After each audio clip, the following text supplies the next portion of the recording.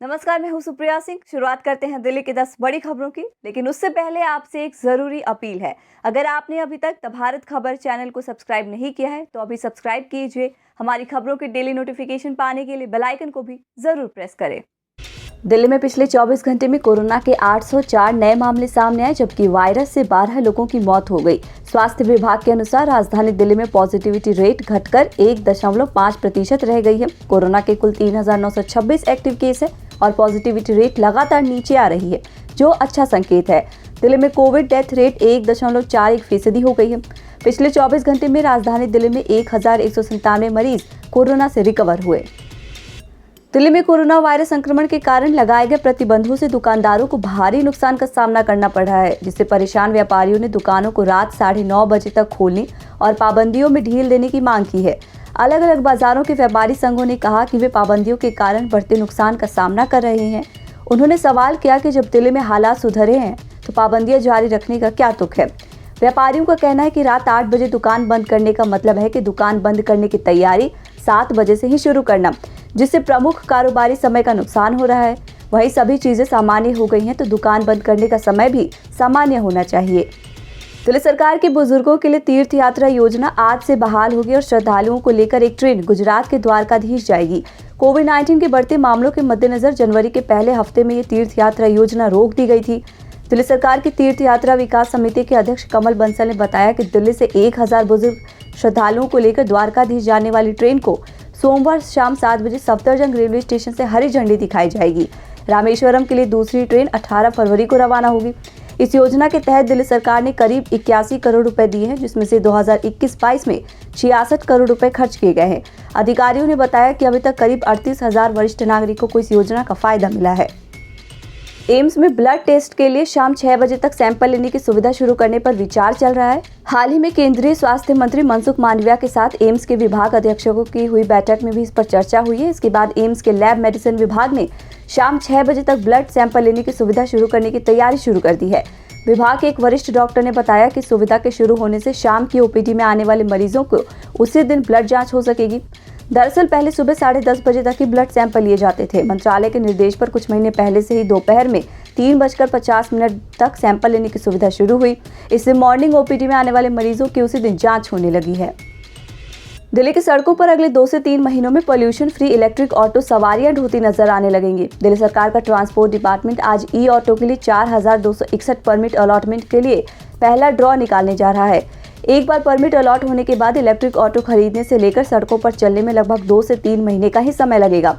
परिवहन मंत्री कैलाश गहलोत ने कहा कि पहले सीएनजी ऑटो रिक्शा परमिट के मूल आवंटी 5 साल बाद ही से ट्रांसफर कर सकता था।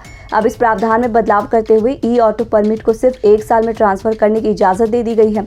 मंत्री ने कहा कि परिवहन विभाग ने यह भी स्पष्ट कर दिया है कि एक महिला आवेदक को आवंटित परमिट केवल दूसरी महिला को ही ट्रांसफर किया जा सकता है। उन्होंने कहा कि अगर कोई आदमी से चला रहा है तो आसानी से पता चल जाएगा। दरअसल विभाग ने महिलाओं के लिए 33% परमिट यानी 1406 ई ऑटो भी रिजर्व किए हैं। दिल्ली के कई इलाकों में शराब की दुकानों पर शराब के शौकीनों की लंबी कतारें देखी गई। इसके पीछे कारण ये था कि कुछ आउटलेट्स पर शराब के अलग अलग ब्रांडों पर छूट की पेशकश की गई है। जहांगीरपुरी, शाहदरा और मयूर विहार सहित शहर के कुछ हिस्सों में शराब की दुकानों पर कुछ IMFL ब्रांडों पर 35% तक की छूट की पेशकश की जा रही है। पूर्वी दिल्ली में शराब की दुकान के कर्मचारी ने कहा कि शराब की दुकानों को मार्च के अंत तक अपना स्टॉक खत्म करना होगा, क्योंकि नए वित्तीय वर्ष में लाइसेंस का नवीनीकरण किया जाएगा। उन्होंने कहा कि कुछ ऐसे ब्रांड भी है जिनकी बिक्री नहीं हुई है। खुदरा विक्रेता इन पर छूट और विशेष ऑफर दे रहे हैं, जैसे एक खरीदे एक मुफ्त पाए। इस तरीके से स्टॉक खत्म करने की कोशिश की जा रही है। यमुना को साफ बनाने के लिए जल बोर्ड की सबसे महत्वाकांक्षी परियोजना इंटरसेप्टर सीवर लाइन का काम आखिरकार पूरा हो गया। करीब 11 साल में 59 किलोमीटर की इंटरसेप्टर सीवर लाइन बनकर तैयार हो गई है। इसे 7 सीवरेज शोधन संयंत्रों यानी STP से जोड़ा गया है।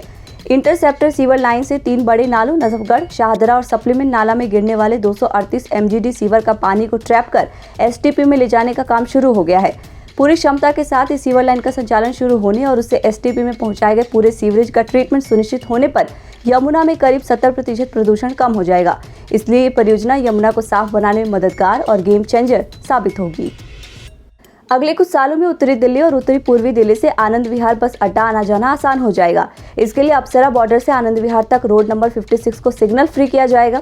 इस रोड पर करीब 600 मीटर के दायरे में पड़ने वाली 2 बड़ी रेड लाइट हटाई जाएगी। इसके लिए 2 किलोमीटर से लंबा फ्लाईओवर भी बनेगा। 2 रेड लाइट के बंद होने से इस रोड से रोजाना गुजरने वाले करीब 3 लाख से अधिक वाहन चालकों को फायदा मिल सकेगा। साथ ही अप्सरा बॉर्डर से दिल्ली मेरठ एक्सप्रेसवे तक की आवाजाही भी आसान हो जाएगी। बता दें कि पीडब्ल्यूडी इस परियोजना पर काम करेगा। योजना के तहत उत्तरी पूर्वी दिल्ली से आनंद विहार बस अड्डे और रेलवे स्टेशन तक की आवाजाही आसान करने के लिए अप्सरा बॉर्डर से आनंद विहार जाने वाले मेन रोड को सिग्नल फ्री किया जाना है।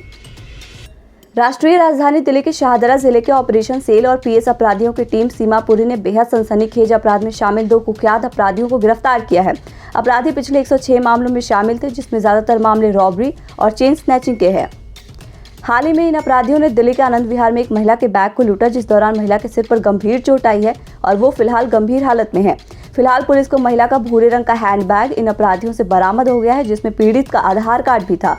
बताया जा रहा है कि गिरफ्तार अपराधी मनीष और मोहित के ऊपर 106 मामले दर्ज हैं, जिनमें ज्यादातर स्नैचिंग और रॉबरी है।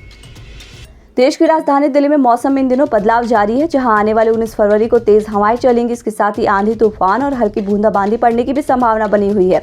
ऐसे में मौसम विभाग के मुताबिक 16 फरवरी तक धूप निकलेगी। दिन भर मौसम साफ रहेगा, जिससे दिन में तापमान सामान्य से 1 डिग्री ज्यादा यानी 25 डिग्री सेल्सियस तक रहेगा। इसके अलावा 17 फरवरी को बादल छाए रहेंगे। आप देख रहे थे दिल्ली की 10 बड़ी खबरें। हमारी बाकी खबरों की अपडेट्स पाने के लिए चैनल को सब्सक्राइब कर लीजिए। नमस्कार।